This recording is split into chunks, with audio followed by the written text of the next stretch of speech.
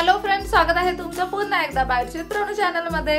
आज ना आपण भेळची रेसिपी पाहणार आहोत। आता भेळची रेसिपी तुम्ही म्हणाल की काय भेळची रेसिपी दाखवायची, तर मी ना खूप सोप्या पद्धतीने आज भेळ बनवणार आहे। घरी सगळ्या सामानाची मी तयारी करून ठेवलेली आहे। आता भेळ बनवताना भेळचं पाणी जे आपल्याला बनवावं लागतं त्याची रेसिपी आपण ऑलरेडी चॅनलवरती दाखवली आहे, त्याची लिंक तुम्हाला खाली डिस्क्रिप्शन बॉक्स मध्ये मिळेल।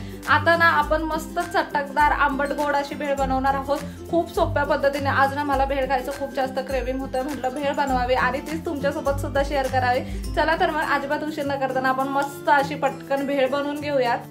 आता भेळ बनवण्यासाठी इथे आपण काही बेसिक तयारी करून घेतली आहे। सगळ्यात पहिल्यांदा हे मस्त असं पातेलं घेतलंय, ह्याच्यामध्ये ना आपण चुरमुरे टाकूयात। आता ना मी इथे 2 प्लेट भेळ बनवणार आहे, त्या अकॉर्डिंग सगळं सामान घेते। आता चुरमुऱ्यानंतर ह्याच्यामधलं सगळ्यात मेन इन्ग्रेडियंट म्हणजे फरसाण, ते आपण यामध्ये टाकूयात। इथे माझ्याकडे ना ही लसूण शेव आहे, ती आपण यामध्ये टाकूयात। आता सगळ्यात पहिल्यांदा तर हे छान असं मिक्स करून घेऊयात आपण।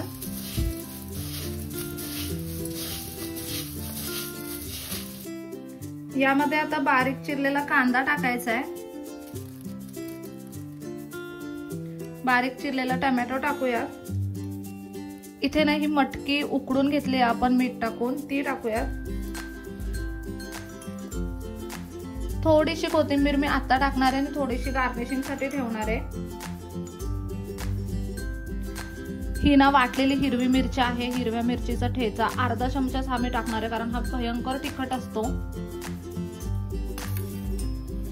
आता इथे आपण हे पाणीपुरीचं पुदिन्याचं पाणी करून घेतलंय, ते टाकायचंय।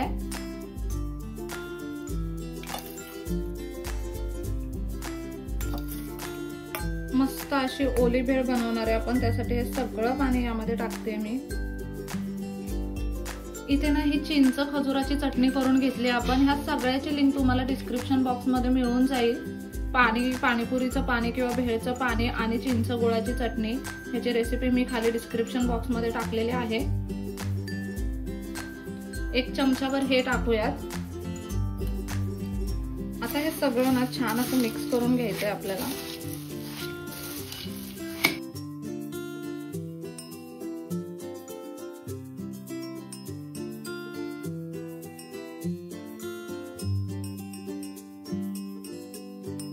आता इथे हे ना सगळं अगदी छान असं मिक्स करून घेतलंय आपण। आता भेळ म्हणजे ना कोणतेही पदार्थ कितीही प्रमाणात टाकायचे, जो पदार्थ जास्त आवडतो तो जास्त टाकायचा, जो कमी आवडतो तो कमी टाकायचा, असं करून तुमच्या अकॉर्डिंग तुम्ही भेळ बनवू शकता।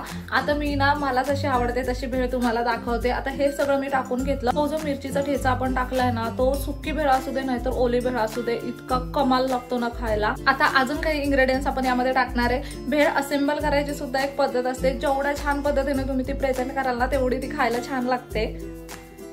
आता इथे ही भेळ तर आपली तयार झाली, आता हिला आपल्याला असेंबल करून घ्यायचंय। इथे ही एक प्लेट घेतलेली आहे आपण, त्यामध्ये आता भरपूर अशी भेळ टाकायची आहे। मस्त 2 प्लेट भेळ बनवली मी, त्याच्यामुळे ह्या एका प्लेटीत तर काय सगळे भेळ मावणार नाहीये।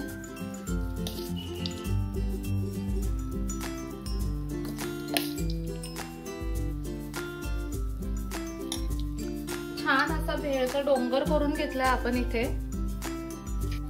आता यावरती आपल्याला ना ही बारीक शेव टाकायची आहे, पाणीपुरीची जी शेव असते ती शेव टाकायची आहे। भरभरून अशी टाकूयात ही शेव सुद्धा। माझ्याकडे ना इथे थोडंसं बीट आहे, कलर येण्यासाठी मी ते ऍड करते इथे। छान लागतं बरं का भेळीमध्ये बीट सुद्धा। आता ना थोडीशी कोथिंबीर टाकायची वरून गार्निशिंग साठी, आणि ही चिंच खजुराची चटणी आहे ना ती वरून टाकायची थोडीशी।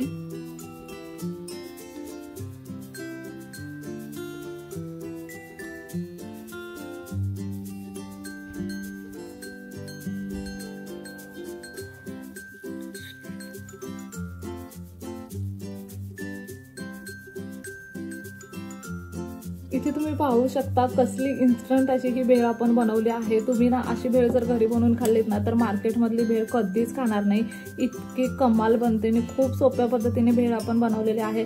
कधी कधी काय होतं, पाणीपुरीचं पाणी उरलं किंवा मग ना घरी पाणीपुरीचं पाणी बनलेलं असलं ते पाणी टाकून देण्यापेक्षा किंवा वाया घालवण्यापेक्षा ना अशा पद्धतीने तुम्ही भेळ घरी बनवू शकता। आता हीच भेळ तुम्ही मार्केटमध्ये घ्यायला गेलात ना तर 40-50 रुपयाला अगदी आरामात मिळते आणि एवढ्या क्वांटिटीमध्ये मिळत सुद्धा नाही।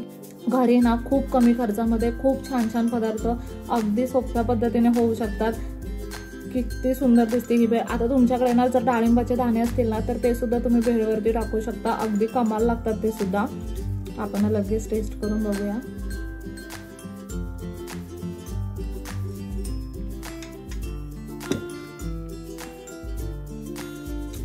कमालो, खूप सुंदर झाल्या। ऍक्च्युली ना हिला रेसिपी नाही म्हणता येणार, मी ना आता स्वतःला खाण्यासाठी भेळ बनवणार होते, मग मी म्हटलं की मी कशी भेळ बनवते ना ते तुमच्यासोबत शेअर करावं। आणि ना जर तुम्हाला कधी हलकी भूक वगैरे लागली ना तर बाकीचे पदार्थ काही तळलेले वगैरे खाण्यापेक्षा अशा पद्धतीने भेळ वगैरे खाल्ले ना खूप जास्त पौष्टिक सुद्धा असतं आणि पोट सुद्धा खूप जास्त भरतं आणि काहीतरी ना चटपटीत खाल्ल्याचं क्रेविंग सुद्धा पूर्ण होतं। आता ना मी मस्त अशी भेळ एन्जॉय करणार आहे। तुमच्या घरी जर पाणीपुरीचं पाणी असेल ना तर तुम्ही सुद्धा भेळ बनवा आणि जर पाणीपुरीचं पाणी नसेल तर आता पाणीपुरीचं पाणी बनवायला घ्या। मी ना डिस्क्रिप्शन बॉक्स मध्ये पाणीपुरीच्या पाण्याची, चिंच गुळाच्या, चिंच खजुराची जी चटणी आहे त्याची सुद्धा लिंक दिलेली आहे। सो मस्त पाणीपुरीचं पाणी बनवा, चिंच खजुराची चटणी बनवा आणि ना छान अशी भेळ एन्जॉय करा। आणि आजचा व्हिडिओ कसा वाटला ना मला कमेंट करून नक्की सांगा। चला तर मग नेक्स्ट व्हिडिओ मध्ये भेटूया, तोपर्यंत मस्त खा, भरपूर फिरा आणि आनंदी राहा।